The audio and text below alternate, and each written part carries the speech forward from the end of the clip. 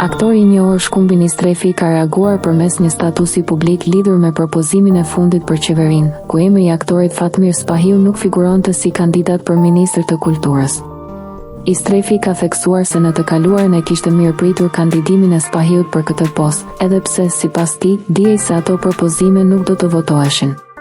Ai ka vlerësuar po ashtu gatishmërinë e Spahiut për ta pranuar ofertën, pavarësisht rrethanave politike. Sipas i Strefit, propozimi i qeverisë pa emrin e Spahiut ishte më së buti thënë dëshpërues. Ai theksoi se nuk ka asnjë kundërshtim ndaj kandidates së propozuar, por e konsideron jo etike mënyrën se si, sipas tij, është përdorur reputacioni i një prej aktorëve më të popularizuar në vend. Në fund, i Strefi u shpreh se Fatmir Spahiu do të mbetet gjithmonë një aktor dhe artist me vlera, ndërsa politika, sipas tij, vazhdon të mbetet e fullisht duke shtuar sa më larg saj.